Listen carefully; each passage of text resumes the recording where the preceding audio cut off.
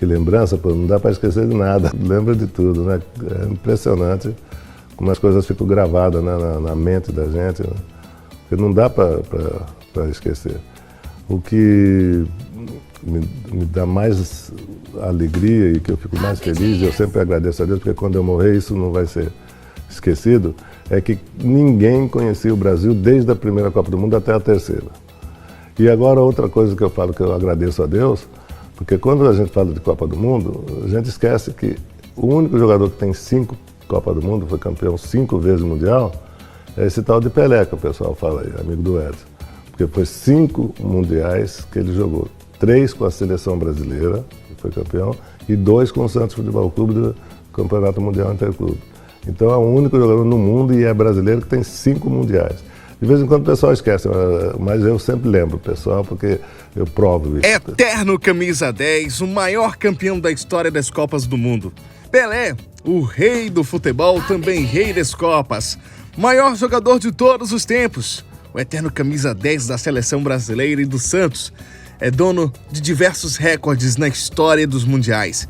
Pelé é o único jogador a ter conquistado 3 Copas do Mundo, em 1958, 1962 e 1970. Ele também o jogador mais jovem a ter disputado uma final, o mais jovem a ter marcado numa decisão e mais jovem a balançar a rede numa Copa. Pelé estreou como profissional no Santos em 1956 e já foi convocado para a seleção em 1957. Ele tinha apenas 17 anos e 9 meses quando partiu para sua primeira Copa. Titular no time do técnico Vicente Feola, Pelé ficou na reserva nos 2 primeiros jogos do Mundial da Suécia, na vitória por 3-0 sobre a Áustria e o empate por 0-0 contra a Inglaterra. O ponta de lança, posição que hoje equivale a meio atacante, só teve condição de jogo diante da União Soviética e brilhou. Pelé, apesar de não ter marcado, teve grande atuação em triunfo por 2-0. Dali em diante, não saiu mais do time e construiu o seu reinado no futebol. Pelé, camisa 10 da seleção, recebeu o número que imortalizou por sorte. Ele usava a camisa 8 no Santos e já tinha vestido o mesmo número pela seleção. Porém, na preparação para a Copa, a questão dos números foi definida de forma curiosa. Como essa não era uma questão prioritária para os jogadores, os responsáveis pela delegação resolveram fazer um sorteio baseando-se nas bagagens dos atletas que estavam amontoados num motel.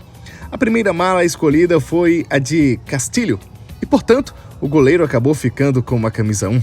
Na sequência, o sorteio foi Bellini, que ficou com a camisa número 2. Assim como o Didi saiu com a 6 e Garrincha com a 11. Assim, os deuses do futebol mudaram o peso da camisa. Voltando a falar dos jogos da Copa, nas quartas, o Brasil encarou País de Gales. Pelé fez o gol único da vitória por 1-0 e até hoje é o mais jovem a ter balançado as redes no Mundial, com 17 anos, 239 dias. Na semi, o Brasil encarou a seleção francesa. Pelé fez a diferença e marcou 3 vezes. O duelo estava 2-1 para o Brasil, com a França jogando com 10 após a lesão do zagueiro Robert, num tempo de futebol sem substituições, quando o futuro rei deixou-se o primeiro. No fim, o Brasil levou a melhor por 5-2 e avançou para a decisão, quando enfrentaria a Suécia, dona da casa, em 29 de junho de 1958. O estádio Råsunda presenciou a coroação do menino Pelé. O placar já marcava 2-1 para a seleção, quando Pelé recebeu na área, matou a bola no peito, deu um chapéu no zagueiro e bateu de primeira. Um lance épico. Pelé ainda fechou a goleada por 5-2. O Brasil levava a sua primeira Copa. Já em 1962, Pelé já era referência na equipe de Aimoré Moreira quando foi para a sua segunda Copa no Chile. Porém, o rei só disputou os 2 primeiros jogos daquele Mundial, inclusive marcando na estreia vitória por 2-0 sobre o México. No segundo duelo, empate por 0-0 diante da Tchecoslováquia, Pelé sofreu um estiramento muscular e ali a Copa terminou para ele. Amarildo entrou em seu lugar e deu conta do recado ao lado do Garrincha, grande nome daquele Mundial. Mesmo sem Pelé, o Brasil se sagrou bicampeão mundial e garantiu a segunda Copa para o Rei. Em 1966, na Inglaterra, Pelé partiu para a sua terceira Copa, mas o Brasil não conseguiu ir longe. Vicente Feola, técnico da seleção no título de 58, tinha voltado, mas não conseguiu encontrar um cara para o time. Além disso, os rivais caçaram Pelé em campo naquela Copa. O Rei marcou na estreia em 2-0 a Bulgária, último jogo com Pelé e Garrincha juntos pela seleção, mas levou entrada violenta e por isso não conseguiu atuar contra a Hungria. O Brasil perdeu por 3-1 e foi jogar sua vida no último duelo do jogo contra Portugal de Eusébio. Pelé voltou, mas novamente foi alvo de entrada forte. O zagueiro Moraes deu 2 pancadas em poucos minutos em Pelé. Na segunda, o Rei sofreu lesão no joelho direito. Ele ainda voltou para fazer número, mas Portugal acabou ganhando por 3-1 e eliminou o Brasil. Em 1970, já com 29 anos, Pelé faria sua última Copa e em grande estilo. O Rei queria um título para se despedir dos mundiais por cima.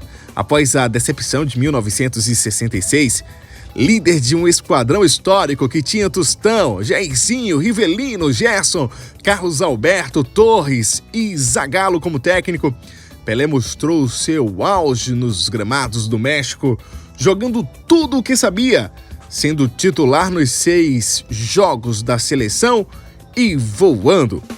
Logo na estreia, gol para cima da Tchecoslováquia em baile brasileiro por 4-1 e quase gol do meio de campo. No segundo duelo, diante da Inglaterra, deu assistência para Jairzinho fazer o gol único da vitória. E ainda poderia ter marcado logo no início da partida quando o goleiro Gordon salvou o cabeceio incrível de Pelé, o que recebeu o apelido de a defesa do século. No terceiro jogo, para compensar, o Rei fez logo 2 em triunfo por 3-2 sobre a Romênia. Nas quartas e semi, diante de Peru e Uruguai, Pelé não marcou, mas jogou bem. Contra o Uruguai, quase marcou depois de drible da Vaca no goleiro, mas chutou para fora e ajudou o Brasil a passar para a final. Contra a Itália, a decisão valia a posse definitiva da taça Jules Rimet, porque o vencedor do duelo seria o primeiro trimundial. A final ainda teria mais brilho de Pelé. O Rei deu assistência para Jairzinho marcar o terceiro e passou de forma magistral para Carlos Alberto Torres fechar o placar. Neste lance, após 8 trocas e passes, Pelé dominou a bola. Esperou 3 segundos e, sem olhar, percebeu a chegada de Carlos Alberto, que saltou uma pancada. Era triunfante final em Copas. Pelé, Edson Arantes do Nascimento, nasceu em 23 de outubro de 1940. É o famoso homem de 3 corações. Fé em Deus, todo se pode. ¿No? De acuerdo. Creyendo en Dios, todo se puede. De acuerdo. Bueno, gracias.